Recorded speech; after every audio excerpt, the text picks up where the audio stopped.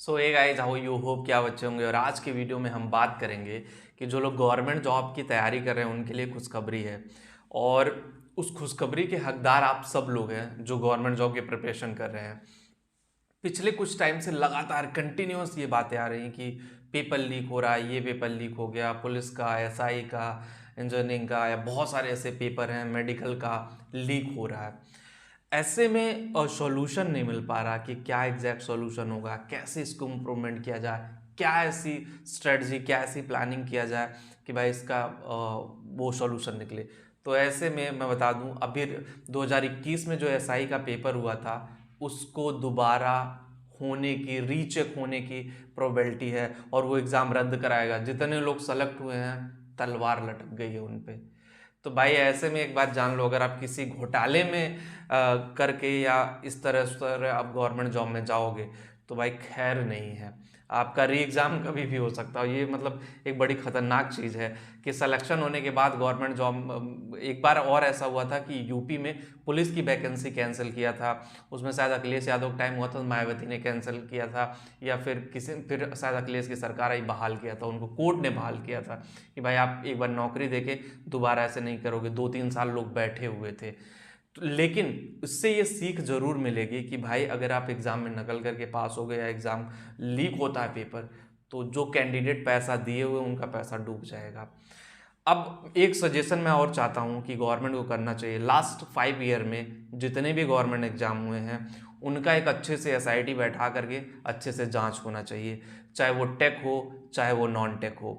जब सारे एग्जामों की जांच होगी ना फिर पता चलेगा इसमें बहुत फर्जीवाड़ा हुआ है और स्टूडेंट के साथ खास करके बहुत बड़ी गद्दारी हुई है। तो ऐसे में स्टूडेंट के लिए भी बहुत चैलेंजेस होता है, लॉट ऑफ चैलेंजेस कि भाई हम क्या करें, किस तरह करियर को आगे लेके जाएं, कौन सी गवर्नमेंट जॉब में जाएं। एसएससी सीजीएल की सबसे ज़्यादा बड़ी वैकेंसीज निकलती हैं। एसएससी सीजीएल जैसी वैकेंसीज को क्रैक करने के लिए बंदा पता नहीं क्या क्या तिकड़म भिड़ाते हैं कि भाई इनकम टैक्स ऑफिसर बनना, ये बनना, वो बनना, इतने तिकड़म भिड़ाते हैं कि आदमी का दिमाग बना जाता है कि भाई ये क्या हो रहा, कैसे हो रहा, किस तरह से हो रहा।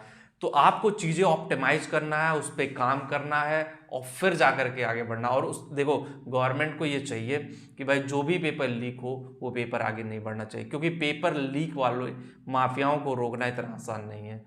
आप सोचो ना, यूपी में इतनी कड़ी व्यवस्था सब कुछ होने के बाद भी पेपर लीक हो गया, टेलीग्राम पे लीक हो गए। वो तो एग्जामपुर के वाले और भी कई लोग हैं जिन्होंने ये मुद्दा उठाया कि भाई टेलीग्राम से लीक हुआ है, पेपर लीक हुआ है। स्टूडेंट ने धरना प्रदर्शन किया, अपने हक के लिए लड़ाई लड़ा। जो स्टूडेंट काबिल थे वो नहीं सेलेक्ट होते क्योंकि भाई पेपर लीक हो गया है, वो रट्टा मार करके पहुंच गए होंगे। आप कितना भी कह लो नहीं जाएंगे, वो रट्टा मार के पहले का दूसरा, दूसरे का तीसरा, चौथा करके वो पहुंच जाते हैं। ठीक है, कोई ना कोई करके। पता चला प्रॉक्सी भी आजकल चल रहा है कि दूसरे का एग्जाम कोई दूसरा दे रहा है, इसमें भी जुगाड़ पानी लगा करके अंदर चले जा रहे हैं। इसमें देखो गवर्नमेंट ही रिस्पॉन्सिबल नहीं है।